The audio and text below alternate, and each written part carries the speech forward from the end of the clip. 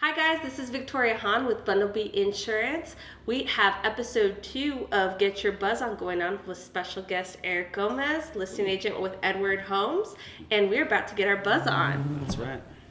So I actually have, he's hardcore, he's going more for a whiskey, That's right. A good whiskey, single barrel. and I'm going for a rosé because that's easier. Oh my, Sprayed everywhere. let's see. Party time. Party time, let's see. There you go. We know what that means.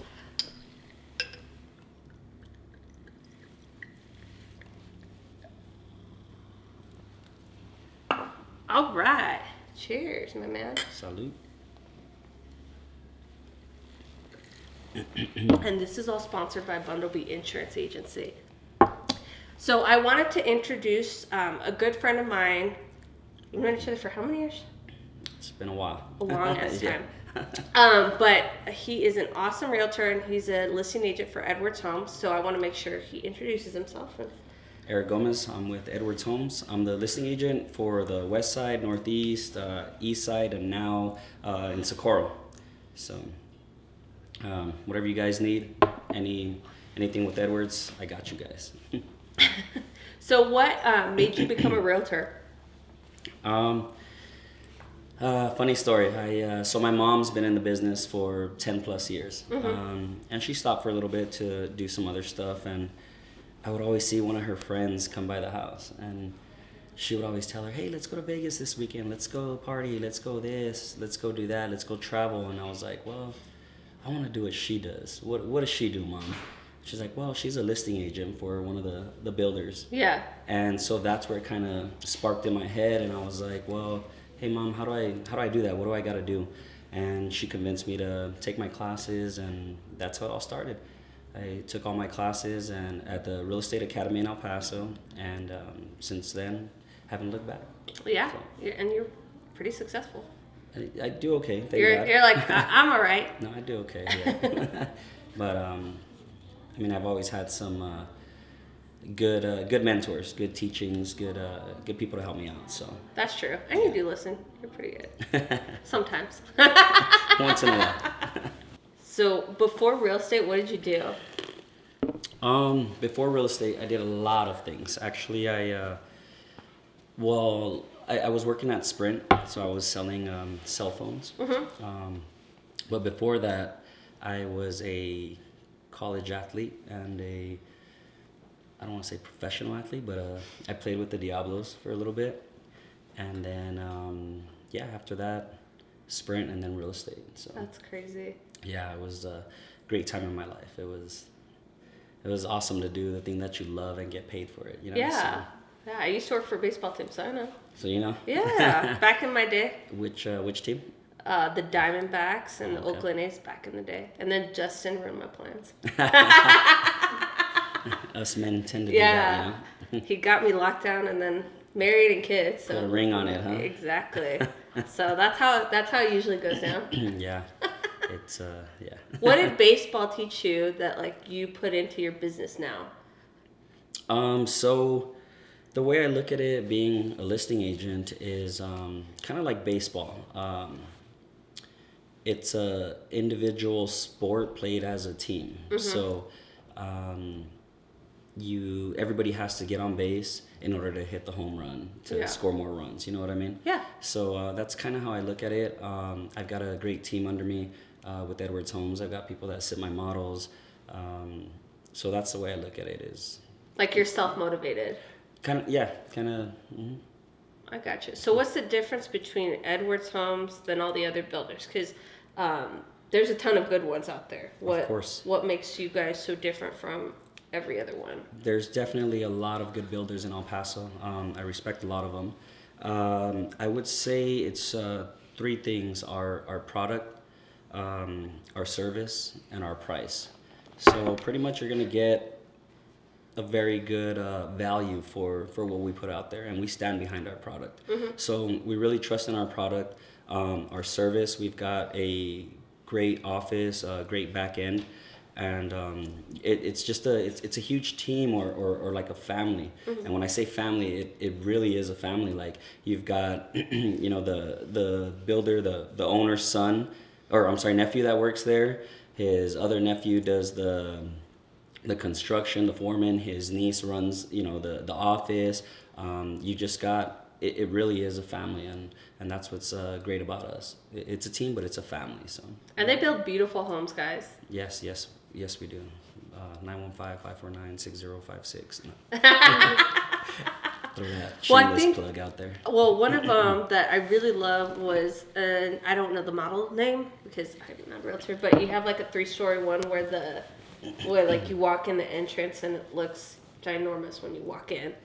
But that's one of my favorites. Yeah, that's a great floor plan, and my girlfriend loves that floor plan too, and that's the one that. Because she got expensive taste. I know she has good taste. Yes, yeah. That's why she wants an Edwards. So she got me, yeah. So she's got some good taste. That's true. No, I'm kidding.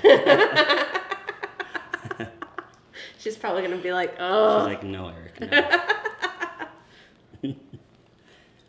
So what makes you different from any other realtor? What makes people gravitate to you when they're gonna be buying a home or selling a home?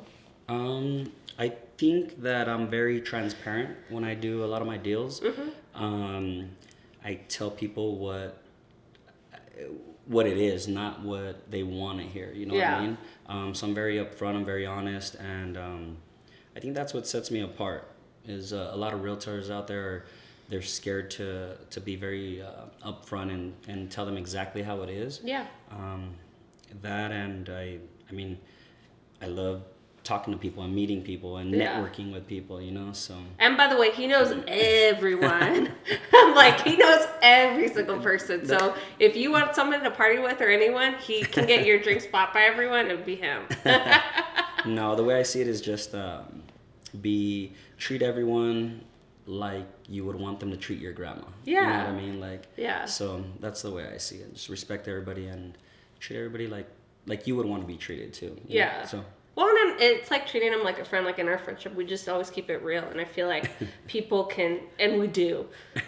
Keeps it real. We keeps it real. But I think people can sense that too if you're like fake, or if you don't tell them like, hey, your credit is not good, or this is good, your DTI is not good. And I think you're really good at saying, this is what we have to do. It's like, would you want a doctor to tell you that you have the flu when you have cancer, or you want them to tell you, hey, you have cancer, dude? Like, no, it's true. You know what I mean? So I like to be. You don't want to dig your head in the sand and just not deal with the problem. Exactly. So yeah, no, I completely agree with you. You're good. You're really good at that. And also too, on a side note, his mom's also on his team too. Yeah, so I've learned a lot through her and from her, and I still call her. It's 6-7 years for me now in the business, and I still feel new. I still feel like, I don't know, like I still gotta call someone and ask questions and what do I do, so. Who's been some of your biggest mentors for business? I've had a lot of different mentors that have played a big role in what I do, and not just in real estate, but other industries as well. The way I see it is, I can learn from anybody. Right. I can learn from the guy making $10 million a year to the guy that is out there landscaping. I can learn from everybody. One of my big mentors is. Your dad, which he's mentored me a lot, and throughout the years, he's taught me a lot on the money side and how to invest my money and what to do with my money and how to make sure that my family's protected, and you know what I mean. So he's played a big role. When I first started out too, Preston helped me a lot, which he now owns Zia Homes. Yeah, which is, he does. So I learned a lot through him, but I took a lot from everybody. So when I first started, I found the 5 best realtors that I could find, and I learned a little bit from each and took the best of what they can offer and kind of put it into one, if you will. Yeah, because you're like, certain things aren't going to work for you too. Yeah. So you're like certain ways that somebody does business, it might work for them, but it might not work for you when you're doing stuff. Exactly. So I just took a little bit from everybody. Yeah. And kind of created my own little, what do you call it? Like a creative player. I made myself to the best of what each one has to offer. Mm-hmm. So. Well, and side note, actually with Erik, The first one that actually met him was my husband when Yes. he was a loan officer. Yeah. So he was like, you have to meet my friend Erik and stuff. And I was like, oh, he's the one while you're out late at night and you're hanging out with this fool. So, and this was like, yes, and this was like 7 years ago. Yes. It was before kids, before everything. But it was funny, like when we met right away, we just clicked really quick. And the thing that I love most about Erik, and even though I might not tell you, is that you are super loyal. Like when it comes to dealing with businesses or dealing with friends and stuff, you, like if you say you're going to stick with that person, you always have. Always, yep. How do you do, what made you so like that? Or because it's crazy because it's very hard to find loyalty in this business because somebody can flash like, I mean, there's 1,000 insurance agents out there. There's 1,000 loan officers out there. What makes you so loyal to your affiliates and the people you do business with? I would say the platform that my network has set up for me. Like you go back to your husband. Funny story, like it almost didn't happen with me and him because, he started when I first started. Yeah. And I would call him and he didn't answer. And then I told, at the time, Preston, I was like, hey, this guy's not answering my calls. Yeah. Justin called me 5 minutes later, and he's like, hey, man, I'm sorry, bro. You're a guy I want to do business with. And from then, I told him, hey, Justin, look, we're going to create a relationship, and I'm going to stick by you, bro. Like, I'm going to send you all my deals. I'm a new realtor. I don't have much business, but everything I do get, I'm going to send to you. And ever since then, I mean, me and him, he's one of my best friends. I mean, shoot, I went to your guys' wedding. You know, like, he's and with Justin, he introduced me to people that have paved the way for me in my real estate career. Without Justin, I would have never met Eder, and Lalo and a bunch of other people and me, of course. And I guess, yeah. He's rethinking that. Damn it, Justin! Why? No. It's like I got to deal with her too. So Justin introduced me to a lot of people. He grew my network, my net worth, and I'll be forever grateful to Justin for introducing me to everybody. I forgot he did introduce you to Eder. Yeah, he did, and I remember Cabo Joe's. Everything always happens at the bar. Exactly. And no, my girlfriend doesn't believe me, but I'm like, my biggest deals have been done at the bar. She's like, whatever, that's just an excuse. I'm like, no, for real. Well, prior to kids, I would be up in that business too. Now you're in bed by 6 p.m. I don't know. I'm old now. But that's why I have you guys out. You guys are the young ones that can deal with all that. I like my sleep. This doesn't just happen naturally. Yeah, I know. I need to get some more sleep too. But I attribute a lot of my success to the people that I've met over the years, and a lot of it is with your husband. And now he doesn't do loans anymore, but he introduced me to Hector, which he's been a great asset for my team. Puts my team ahead of everybody else, so it runs smooth. I love him too. Yeah, Hector's great. Yeah. I'm like, but the thing that I love about you is you, like I said, the loyalty. It's like if someone comes to you and says, hey, I can offer you a better deal, you're like, no, I've got my people, I'm good to go. What made you like that? Do you brought that loyalty in? Is it just your childhood? Yeah, I think the way I was brought up, you take care of your people, of your own. That's just the way I was brought up, and my circle's small, so I got to make sure that all my people are fed before I eat myself. You know what I mean? Like a lot of people think that when you sell a house, the realtor's making so much money. They're getting a big bonus check. They drive a nice BMW. They whatever, but in reality, you're feeding the landscaper. You're feeding the sheetrock guy. You're feeding, everybody. And at the top, you're feeding the builder, which in turn he feeds you. Yeah. Yeah. Well, and that's a good concept to explain because a lot of people think, okay, I'm gonna get into real estate because I'm gonna make a ton of money. Rich. Yeah, and they don't understand taxes, splits. The overhead you have to pay for all the little things that go on. The realtor fees. Yeah. So if you don't sell, you're negative every month. A lot of people don't get that. Great business.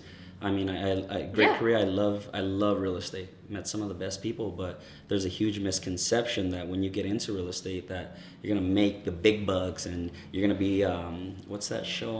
Oh, $1,000,000 listing. $1,000,000 listing, and you're gonna make $100,000 commissions. I'm still waiting for one of those $100,000 commissions. By the way, it doesn't happen. I am too. Especially in our market. Yeah. Yeah, we don't have the $1,000,000 homes that sell every day, you know. So you got to do a lot of little ones to make the big bucks, I guess. Well, you've done sales like in Dallas, if I'm not mistaken, or was it Austin? Austin. Yeah. There you go. One of them, because we did the insurance. Just throwing that out there. But you did that. What was the difference in that buyer and the homes out there in Austin than they are here? So in El Paso, we're very blessed. I like to tell my clients we're very blessed. You go to like San Diego, you just get a box. You don't. Some of them don't even come painted or air conditioning or anything like that. So in Austin, it was.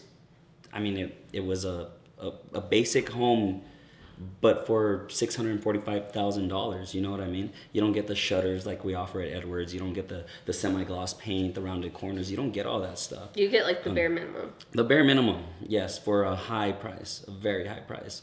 So I always tell everybody we're blessed, man. And Austin, San Antonio, Dallas, they're all putting 20 to 30% down. Yeah. In El Paso, people are looking for like a bond program or 3.5% down the minimum for FHA, stuff like that. Yeah. So that was a huge difference. I got a very qualified buyer with money down, and they knew what they wanted. So it was, I don't want to say it was easy, but it was a good transaction. Yeah, it's just different, and their expectations are not as high. I feel like in El Paso, and you can correct me, that we have, because we deal with so many great builders, that they throw in so many incentives that you go somewhere like a big city and they're like, we don't throw in. You'll be surprised. People will not buy a house because of a garage door opener or a Yeah. washer and dryer. And you're like, dude, you're getting all this. This. Why don't get a washer and dryer? It's like, no, you're getting the house you want. But no, yeah, you'll be surprised. People will be upset about Well, that. in those cities, they don't even do shutters or any, like, that's not even that heard stuff, of. yeah. It's like literally you get the house and that's it. Like no no granite, no anything on it. So it's just crazy how we've just come accustomed to it because all the builders are doing so good. Yeah, and that's why we see a huge influx from California. Like Yeah, a lot that's of people true. are coming from California, selling their home out there, making $500,000-$600,000, coming over here and buying a nice $250,000-$300,000 home, Yeah. and pocketing the rest. We see a lot of people from California that are moving out here, so it's great. It's awesome. We're very blessed in El Paso. We really are. I think just the amount of people we get also too from the military, we get a lot from Fort Bliss, and then California. Like I said, it's great because I think they realize like you said, I can live comfortably and I don't have to deal with the rat race and the traffic and everything. And California is gorgeous, don't get me wrong, but the cost of living is just It's ridiculous. Yeah. You'll There's pay no quality of life. $2,000-$3,000 for a small apartment when you could buy this home for less than that. Yeah. It's crazy. Yeah. And I used to live in San Francisco. It's beautiful. So if I'm wanting to start real estate, what advice would you give me? I would say to get with a good brokerage that offers a lot of training, and find somebody that's gonna mentor you and help you, because when you're in real estate, you're an independent contractor, so you're kind of just pushed out there on your own. You know what I mean? Yeah. So yeah, that's what I would say. Find a good brokerage, offers a lot of training. Don't go based off of splits necessarily. Find the one that's gonna train you the best. Because if you're not making any money, it doesn't matter what split you get. Exactly. It's like, do you want to make 100,000 and do a 20% split, or do you want to make 20,000 and at a 0% split? And you're also learning too. So especially in the beginning, you want to get as much information as possible. Much knowledge as possible. Yeah. What are some of the expectations that you see why a lot of them don't make it? I think that people want the lifestyle, but they're not willing to work for it. Mm-hmm. You know, they want to wear the nice suit, they want to have the nice car, but they don't want to be out there every single day. Yeah. You know what I mean? When I first started, I went real hard at it. Yeah. I was out there every single day. I think for the first year, I took about 5 days off in 1 year. Mm-hmm. You know, it was like Mother's Day. I actually worked on my birthday, Thanksgiving, Christmas, and there was 2 other days that I took off. So I went, you know, gangbusters for a whole year. Yeah. So, yeah, you gotta invest your time into it. Well, I think like in anything, like even when I first started, there was no like days off. I was like on the grind all the time, and I think people see now it's a little bit different because we have kids and stuff, and we have a little bit more free time, but they don't understand the last 8 years how it's been just like constantly on the phones dealing with people and customers, and how much you have to set yourself up for the future. Yeah, I think they see the end result versus what you did to get to where you're at. You know what I mean? A lot of people always, you know, tell me, "Hey, Eric, I'm gonna get into real estate. It's easy money." Yeah. And I'm like, No. "Where?" I'm like, "Easy money." Let me give you my bills and see. You know, because I've had good months and I've had 0 months. You know, where I gotta eat some ramen noodles. Yeah. You know, so And you also have to budget right, because if I'm a new agent, I'm not guaranteed my next sale. Exactly, and you'll be waiting for a paycheck for, you know, the next 30, 45 days, and it bombs the day before closing, and you're like, what do I do? Yeah. You know, it happens all the time. Yeah. And so if you're like just guaranteeing all that stuff, then you're like, well, maybe I need to get a job. Yeah, exactly. So, you know, but yeah, that's why when I worked at Sprint, I did a little bit of both. I was part-time, working at Sprint, doing part-time real estate, and I got my first sale. Mm-hmm. And it was actually Joe Crispillo that convinced me that I need to take that leap of faith and go into real estate full time. So I got my first check. I was like, oh man, this is what I make in 3 months. So yeah. I'm just going to quit and go at it hard for 3 months. If I fall on my face, I fall on my face. And thank God that I was blessed. Yeah, mm-hmm. It worked out. Yes. Well, and what I was talking to one of my friends too about this, because he's single and he's like this holistic trainer, but he was saying you need to take some time for yourself, and I tell him all the time, I'm like, I do what I need to do so later on I can do the things that I want to do, you know. Mm-hmm. And that's what I tell people. It's like, if you put in the work and do all this stuff, don't look so much at the future. I just want to make sure that I create a good lifestyle for my family later on. So right now it might seem like I'm running around like crazy all the time, but that's just how it goes right now. Yeah, I always say I hustle for my last name, not my first name. Yeah. You know what I mean? Yeah. Like, I'm trying to set up my son. I'm trying to make sure he's okay and his kids are okay. You know, so. And our kids are more than fine. Trust me. They're doing okay. Jungle Jacks every week. Yeah, and, you know, and they're in the same preschool doing dual languages. I mean, they're doing okay. They're doing fine. It's just, I think I just never wanted to ever not have the option to give them the best opportunity, you know? Exactly. That's what you work hard for. Yeah. You know, it's like, I was telling one of my friends, like, I'm gonna do as much as I can to give my son as many opportunities as possible. Yeah. And what he chooses to do with, you know, his, what he chooses to do with what I put out there for him is his choice. Yeah. You know, if he wants to be a yell leader, you better be the best damn yell leader you're gonna be. You know, yeah. If you want to be a CEO of a multi-million-dollar company, you better be the best CEO. Yeah. So that's the way I see it. I'm gonna give him the most opportunity to succeed in life. Mm-hmm. And I think that's the best thing we can do for our kids. Well, I think too, a lot has to do with me growing up too. I feel like when I went to a different school outside of here and did a lot of experience outside of El Paso, I think it built me to create my social network outside of here.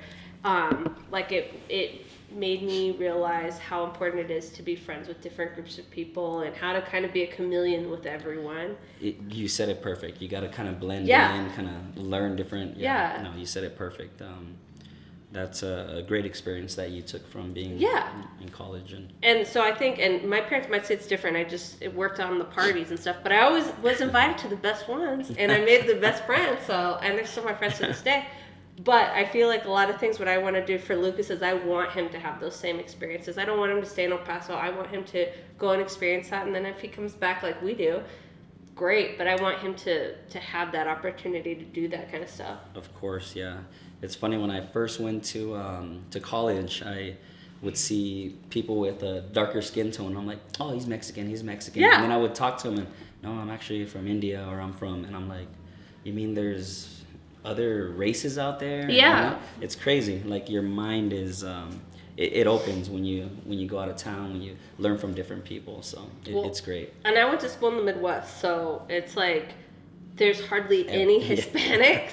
So then when they met me, they were like, do you know Spanish? Yeah. Like, what? Do you know this? And I'm like, No. I don't know. But you're Mexican. You don't know Spanish? Like, when they talk about the Mexican Revolution, I'd be like, I don't know. And they'd like look at me and I'm like, I don't know what you're talking about. So I think it's just funny because they also see a different, like, than what they thought. And it's, but it, like I said, it's just fun. It created me to be a better, also salesperson too, because I always tell people when you're selling a product, don't be like the used car sales guy. I always tell all of our staff, just everyone that is in the selling industry, is always have one thing in common with that person, because you always do have one thing in that common, because people want to buy from someone that they really like. Yep. They don't want to feel like they're being sold to. Mm-hmm. I don't want to be like just being, you need to buy Edwards, you need to do this, you need to do that. It's like, I want to buy from Eric because he's my friend. Yep. And I think education is key. Yeah. You know, educating people on your product, your services, stuff like that. So. What has been, because I'm a big believer that if you fail at something, that's when you learn your biggest, that's when you learn your biggest things. What's something that you really failed at that you were like, it helped you now that you'll never do? I'd rather watch someone else fail and learn from their failures than myself fail, if that makes sense, yeah. I'd rather learn from your failures than myself failing, so. Mm-hmm. What was your question? What has been a failure that you learned a lot from? Man, I've always had like this entrepreneur mindset. I've done so many things. Like, I try to start a wine company. I try to start a carpet cleaning company. I try to start a pillow company. I've done so many things. I've failed at so many different businesses. Until I finally found what I love and what I'm passionate about, and I've had a lot of failures. Let me tell you that. Well, the thing is too, though, the best time to do it is when you're young, because you can live at mom and dad's, or you don't have a family to support. It's just you. And guys are a lot cheaper than girls too. So you don't need that much to live on at that point. Yes, now it's a little more difficult. I have some little mouth to feed watching me, and he eats a lot, so I gotta make sure I get up every day and go to work for him, Yeah, no, that's true, and that's why you learn those lessons in the beginning, so that way now it's not so much sacrifice. And it doesn't hit you as hard as when I was single, no kids. Now it's like it's a little different. It's like, hey man, you gotta perform because he's trying to eat again. Like, oh, man. So definitely. So what are your future goals? I bought some apartments. One of my goals was I wanted to own apartments by the time I was 30. Okay. So when I turned 31, I was a year late, but I bought some apartments. Me and my partner bought 13 units, and we learned a lot from that. Right now, one of my biggest goals is to own $1 million apartments. Okay. So that's what I've been saving for. I've been getting ready for. That way he or my son can have that when he gets older. Yeah. You know what I mean? So that's my biggest goal right now. What was the lesson that you learned from your first apartment that you guys bought? Oh man, it was rough, but I mean. I remember that whole thing. that shithole. Yeah. I didn't say it. I know, but I heard it from everybody. My mom was like, ew, what are those? I'm like, and then when I cashed that check, when I sold them, I was like, oh, who's laughing now, You're like, I got you. Yeah, it was a nice little $90,000 paycheck. Yeah, for sure. You're like, okay. I'm like, all right, I'm laughing now. But you guys did deal with a lot of headaches with it. Yes, it was very rough. It was very rough. 4 a.m. calls. It was tough, but. So for their new one that you're gonna look at buying, what are you gonna put in place that you didn't at the time when you bought that one? Because that was an awesome learning lesson. You guys got thrown into it and you didn't know what you were doing. Yeah, and we took that leap. We were scared. But we did it, and we signed off. And I remember me and Eder were like, what do we do now? Like, we have 13 units. Yeah. What do we do? And I'm like, I don't know. What do we do? So I think now I will hire more people to get involved. Yeah, definitely, because it was rough. Yeah. It was rough, but. Well, because you guys had a tenant, right? And you had, not just the people living there, but you also had a tenant, right? Yeah, so it was frontage. We had 4 retail spaces, and then we had tenants in the back. Mm-hmm. So it was definitely. I love the businesses though. They were always on time. They always paid. It was the tenants that were a little more difficult. Yeah.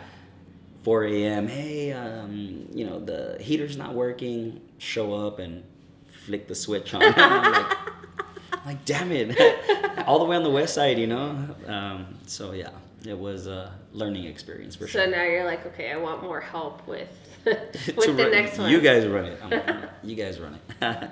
Well, and like what a lot of people might not know too is you are a part of the your bar name. Yes, Pink Elephant. At 915 Vibes, yes. As you can tell, I don't get out much, so, but it's doing well now. Yes, we're doing very good. I invested into that. I've got some great partners that have been doing a great job, and we've been, for our first month, we've been pretty, I want to say successful, but we've done well, so thank God for that. Yeah. It's been going good. How did they come to you with the bar stuff? Because you're a realtor. Well, actually, my mom owned a couple bars back in the day. Oh, okay. So, Annette. She's like, I got this. Yes. So I called her, of course, like I always do. I always call my mother. I needed some advice, and she's like, the bar scene's very tough, son. Like, she's like, you could lose a lot of money, but you can make a lot of money. Mm-hmm. So, of course, I took her advice into consideration, and I just decided to do it. Yeah. They were looking for another partner for some capital, and I took on it head on. Yeah. So it was. Well, at least you're not having to deal with like the staffing and all that stuff. Oh no. I'm the financial side. I'm not. You guys handle that. Yeah. No, that's their specialty. But they've been doing a really good job, and it's been great. Well, that's the good part about like hiring people that are good at what they do, so you don't have to worry about that side. Exactly. You're good at managing. You're good at dealing with all the servicing and stuff, because staff itself is a lot of work. I bet. That's a full-time job. I mean, you have quite a few people under you, so. Yeah, it's like babysitting. Yeah, we're like we're the zookeepers. It's a zoo. But I mean, it's fun. It's always something that's going on, but you're having to balance everyone's emotions, making sure everyone clicks right, and gets along, and especially in our industry that that each one of them gets heard. It is, yeah. There are little divas out there. Yeah. Especially realtors. They're the biggest crybabies, I'll tell you that. Well, because you have a team, so how many people are in your team? I've got 10 under me, yes. Okay. Uh-huh. And how is it to manage that?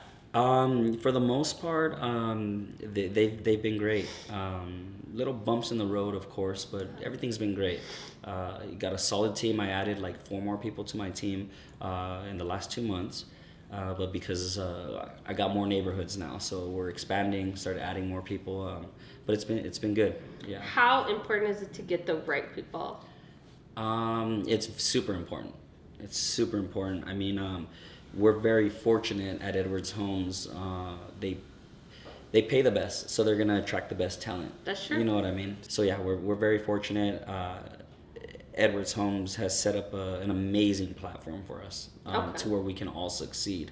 You know, we had our number one agent. She did like, I don't know, 37 or 40 assists last year, which is incredible. You know, so she made some good money. She did good. But yeah, we're just very fortunate, and thanks to Edwards that we can feed our families. Yeah. Mm-hmm. So I always ask everyone, I'm like two people, but red. My favorite color is red. No. Oh, all right. What are you gonna ask? No. What is something that everyone wouldn't know about you?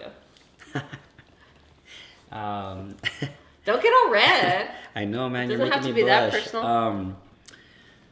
That I won free Whataburger for a year. I didn't even know that. I know. Belinda Why didn't I know get a that either. Whataburger? She didn't know that. This was in college. Oh, okay. I was gonna say. So my friend on the baseball team, Yeah. he would run the halftime shows, and he's like, "Hey Eric, I'm gonna hook you up, man." I'm like, "All right." He's like, "I'm gonna put you on the halftime show to kick a field goal to win free Whataburger for a year." Yeah.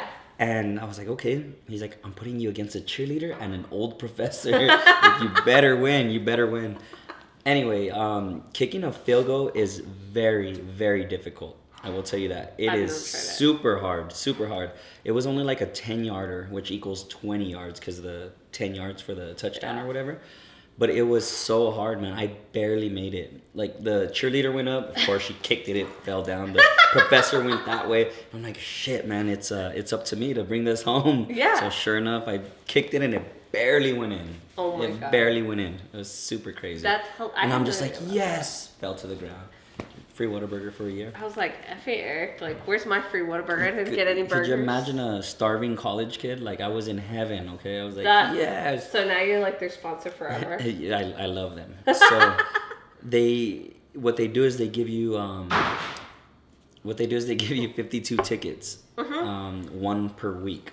So that's your free Whataburger for a year. That's not bad though. It's not like you can go whenever you want. Yeah. So it's just a basic ticket. You get the buns, the meat, and you gotta pay for bacon. You gotta pay for the fries, the cheese, and everything. Yes, man, it was crazy. I'm like, dude, I'm still paying $7 for a free Whataburger, like with the bacon and the drink and all that. They're like, but you got the discount. So it was cool. I was giving them out to my friends, and I came back home and just.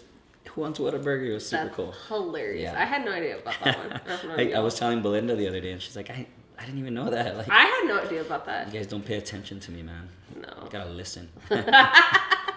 So it was incredible. It was really cool. So what would you say are 5 words to describe yourself? Oof. We're getting deep here. Yeah, I know.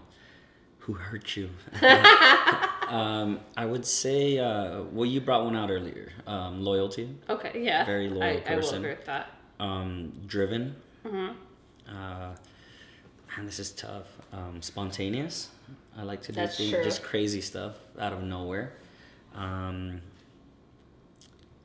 want to say humble, but my Rolex comes in a couple weeks, so.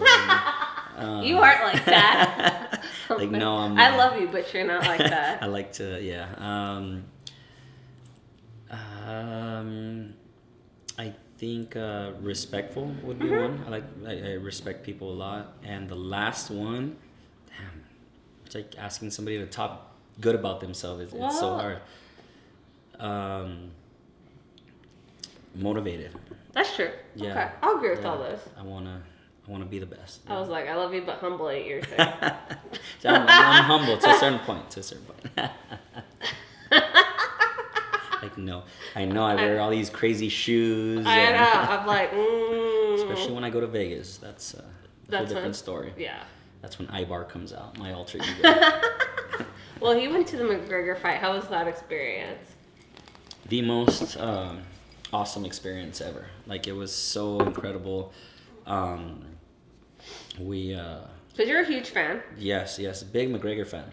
So I think it had been like 2 years since he last fought, and I was like, man, if this guy ever fights again, I'm gonna go. Yeah. So I've waited 2.5 years. And then it was your birthday week. It was my birthday, yes, last week. So me and my brothers went. My brothers are huge McGregor's fans also.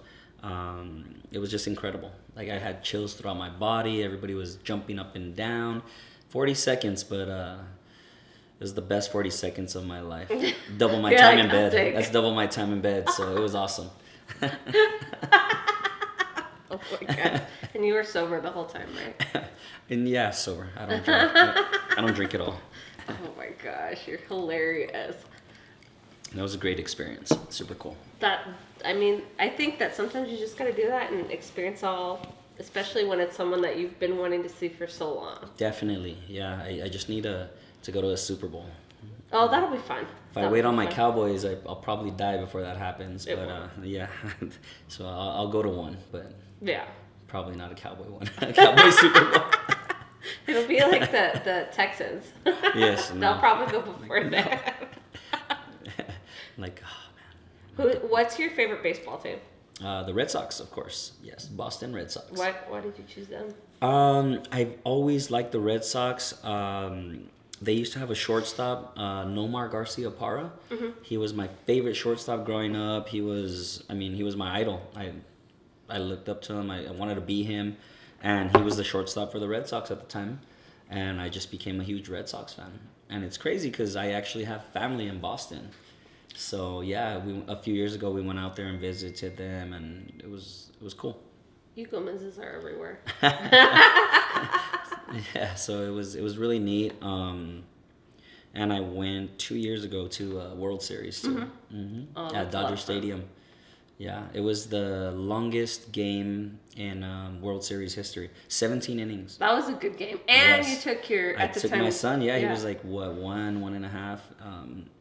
He took a nap. He took 2 naps during the game. Woke up and he was ready. He would fall asleep, wake up and start clapping, and then fall back asleep. It was so funny, so funny.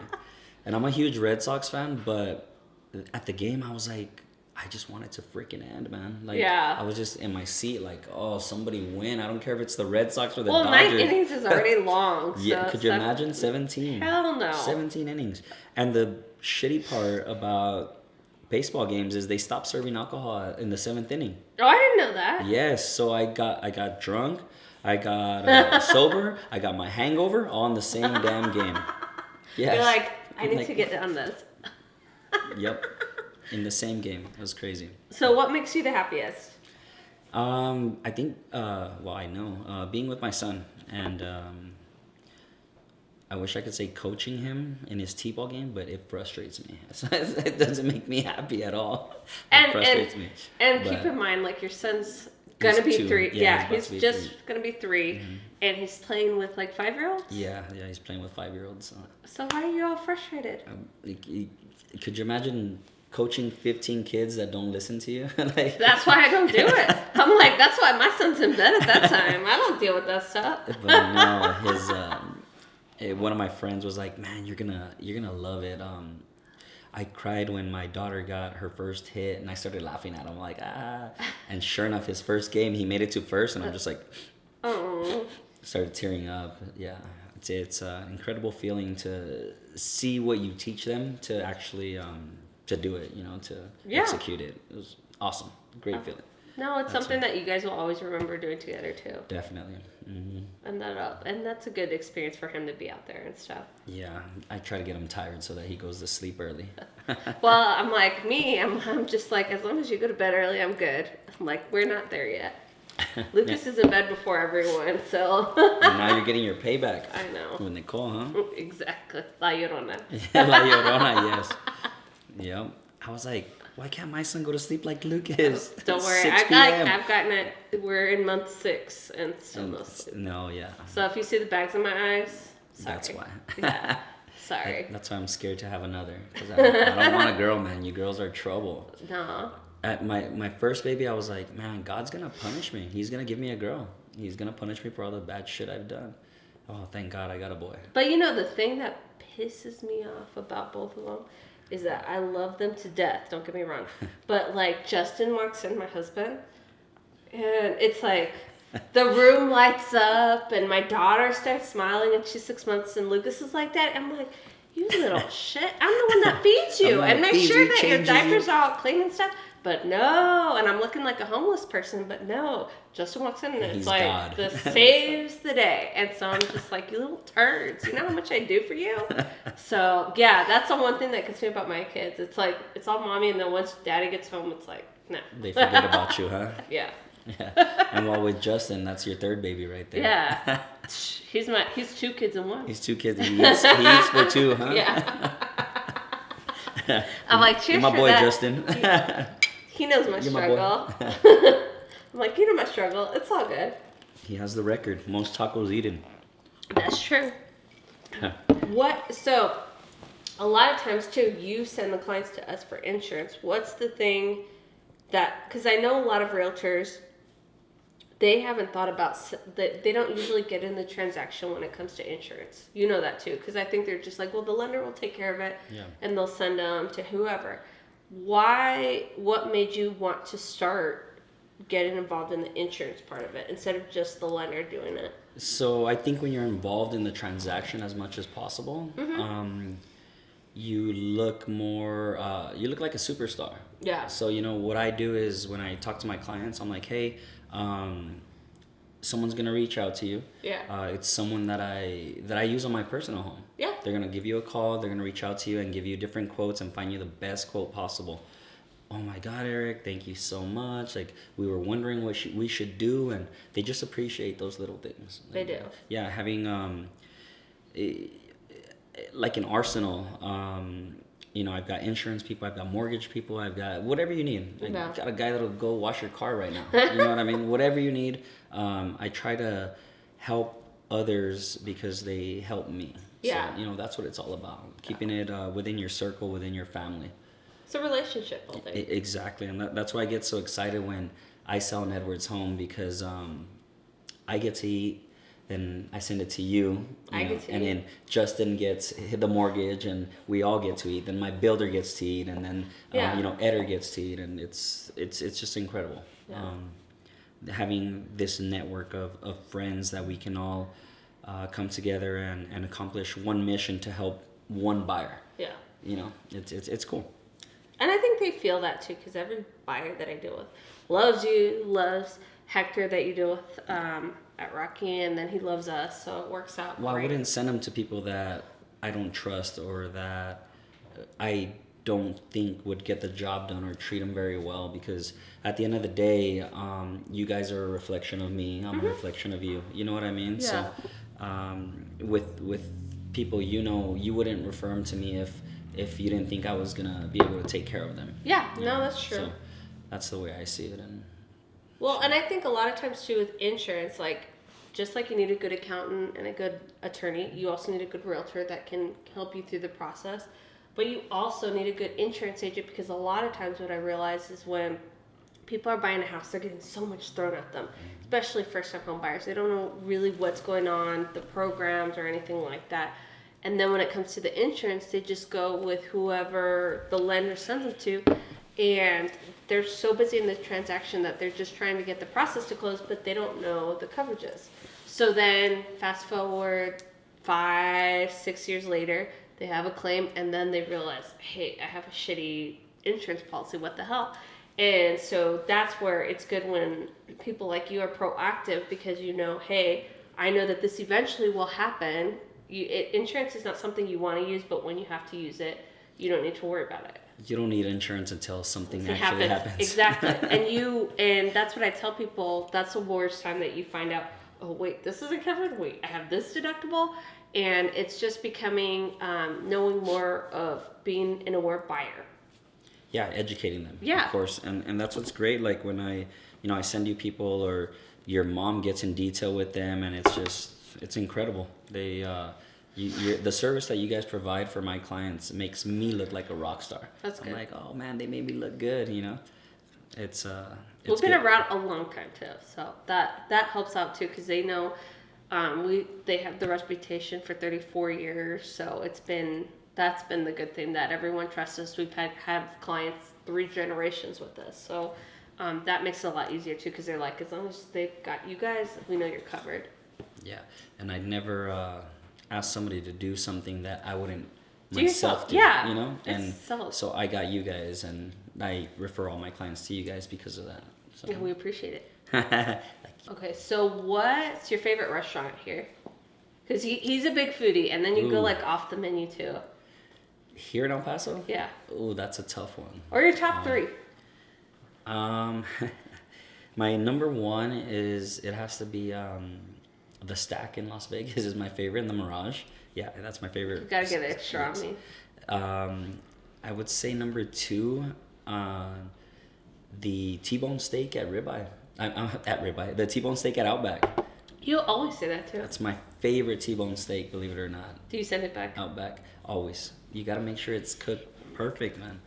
The thing about a T-bone is where the bone is, it doesn't cook as well, so I have to send it back to get cooked a little The bit thing more. I love about him, side note, is that anytime we go to a restaurant and he orders a steak, 9 times out of 10 he sends it back. You have to. You have to get it cooked perfectly. But yeah, I mean, I've had some good T-bone steaks, but my favorite is Outback, believe it or not. Oh my How gosh. crazy. Yeah, and they order so many per week. Yeah. So they run out. It's crazy. Of those? Yeah, of the T-bones, yes. Oh my gosh, I had no I idea. remember I went for one and they're like, nah, we're out for this week. Like, we only order so many. Holy cow, man. That's why I came. You're like, bye. I had to settle for like Ruth Chris. Sucked. No, I'm just Oh kidding. my No, gosh. it was really good. But And your third one? my third one, oof. I like Peter Pepper pizza. Well, that's our favorite. Yeah, that's my favorite. I do the extreme pepperoni. Oh. That you're Hidden the one menu. that taught me that. Hidden Yeah, menu. yeah, the hidden menu. I'm like, sometimes for me it was too much of a good thing, but I understand why you like it Oh too. yeah, I might go there in a bit. Peter Piper, if you want to sponsor me, hit me up. Let me know. Like, come on, we got it. Or Whataburger. Oh yeah, I still can't believe that story.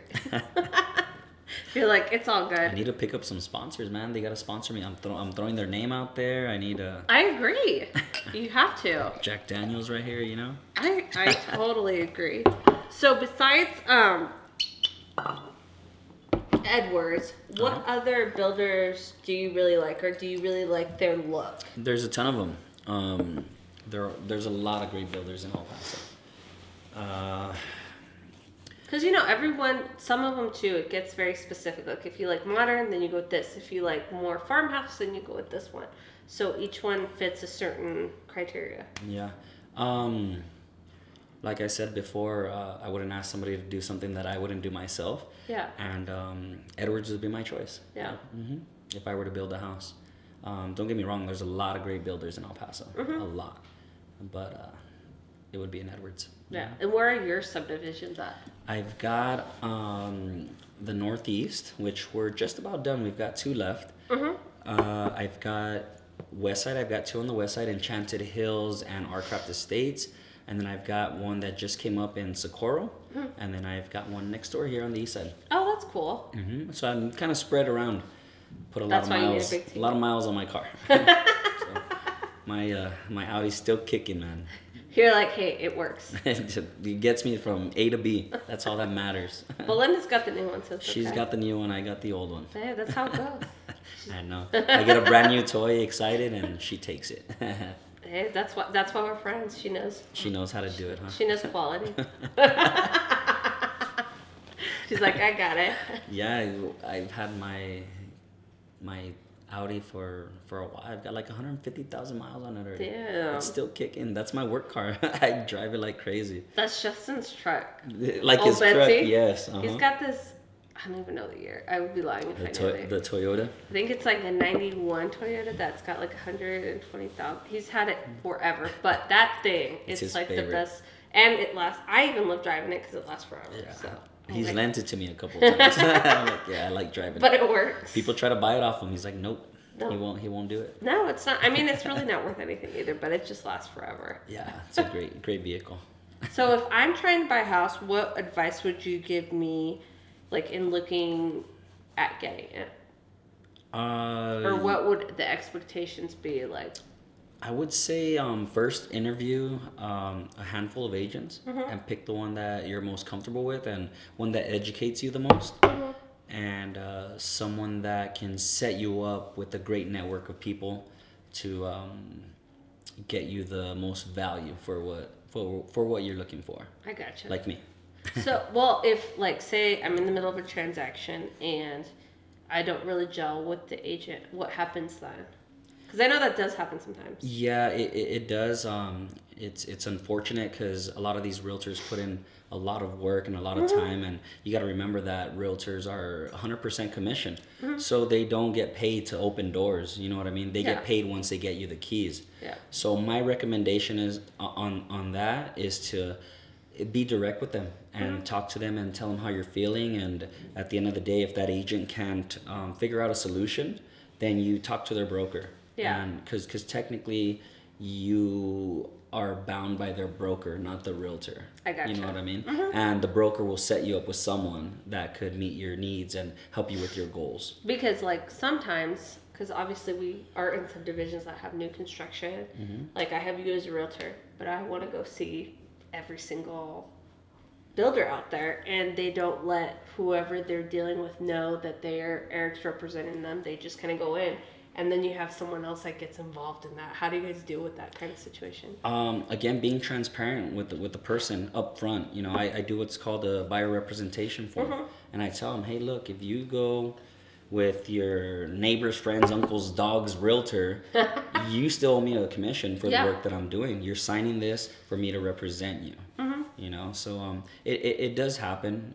It's an unfortunate situation, but I think that if you're very upfront and very transparent with them, they don't have a problem with you being able to feed your family. Yeah, You know, it's like, hey, dude, like, I'm working for you. You know, everybody needs a realtor, no matter what you do. Yeah. You need a realtor. It's like, if you don't have a realtor, it's like going into court with the other person's attorney. You wouldn't do that, right? You need a realtor. So do you like more dealing with the buyers or the listing side? Or you love it all? So about 90% of my business is Edwards Homes. So I have the listing side for Edwards. But I love me some buyers, don't get me wrong. I love them buyers. Because you're greedy. You're greedy, man. I do a little bit of both. I like them both. Yeah. So what are the biggest differences between a buyer and a listing? So there's this saying, buyers are liars. You've heard that saying? Oh, yeah. Well, there's another one, sellers are yellers. So they just, they need to be educated. That's it. You just got to make sure you educate them correctly, and it should go good from there. Yeah, it's just setting the expectations up front. I feel like when you set realistic expectations, like, hey, I'll call you back at the end of the day, not right away. I think, you know, just letting people know exactly where you're at, I think that helps out so much. And I hate missing calls. Like, I even I have know. a shower speaker. I know. He's actually on my, like, if I am ever in a bind, I will call him. If you're in jail, call me, I'll answer. Eric will always answer. If I don't, I'm dead. I wanted to call Justin. He and me are passed out. We're the worst people to call when you have an emergency. Call Eric. I have a shower speaker. Yeah. It is true. That I will say, you get anxiety when you see something that you're missing. So I know, I'm like, my phone's going off. Hey, so if you ever need somebody to call, just call him. If you're ever in jail, give me a call. I got you. He'll just take a cut on the bill. A little percentage. I got you guys. You're like, I got it. So what's something that, like, as a buyer, that they might not know they have to do when they're looking at houses? I think getting approved is the most important step. Well, I don't want to give my social out. How does that go? Well, I mean, you need to get approved. That way you know exactly what you're searching for. You know, a lot of people get the misconception when they go online and they search on Zillow.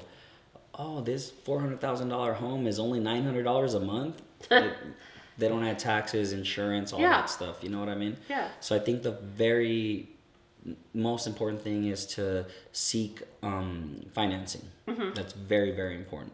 That way you know what you're searching for. Well, and that way too, you know what you're approved for, and you have realistic expectations. Well, the thing about mortgage companies too is that they don't want to put you into something that you can't afford, or they don't want you to overextend yourself. You know, so it's very important. You don't want to be house poor when you have a house. You want to go on vacations. You want to eat at a nice restaurant every once in a while. Yeah. You know, so. And so when you look at a lender, when should you look at a lender if you're looking at a house process?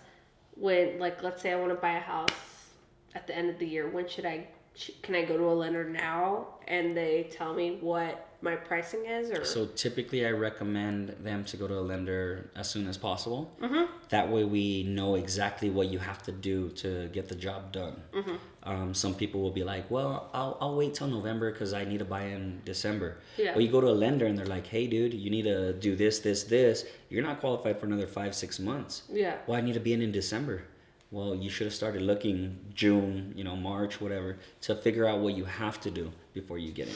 Because that's what I tell everyone is the more you know, the better you'll be as a buyer, because you might, even the homes too, they might not be ready for 6 months, and then with whatever your situation has going on, if you have bad credit or if you have good credit or if you need to pay off certain things, it gives you enough time. Well, a lot of people want to I want to go see homes. I want to go see homes.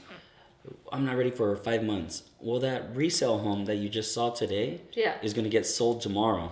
It's not going to be ready in 5-6 months. So you just wasted your time. Yeah. You wasted your time, the realtor's time, and we all know time is one thing that you can never get back. That's true. So you don't want to waste your own time doing that. That's true. And that's what I tell, because when we run the quotes, we have to get social security numbers.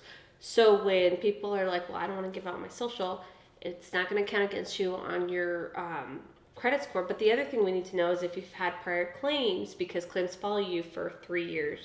Even if you've had a different property and you're buying a brand new house, we need to know what kind of dog you have. We need to know where it starts, because I'm not going to go to a lender and, I'm not going to go and buy and look at a $500,000 house without them running my credit, So I think that it's just making them more aware. Like, if you've got certain things, the earlier you deal with it, the better it'll be. Let's figure it out now and get you ready for later. Exactly. And then if you're in a flood zone or anything like that, it makes it so much easier that you know ahead of time. It's like a GPS. We guide you to where you need to go. No, yeah, I agree. I totally agree. So I appreciate you being on the show. We have so much fun with all this stuff. This is episode 2. So is there anything else that you want anyone else to get out of this? No, I appreciate you having me on the show. You're welcome. And it's awesome. Super cool, nerve-wracking experience, but... You got this. You're good. I did okay. The more I drink, the better I am. So you'll be good to go. I'll be all right. Well, thank you guys for episode 2 of Get Your Buzz On. I hope you guys enjoy it with our guest Erik Gomez. So stay tuned.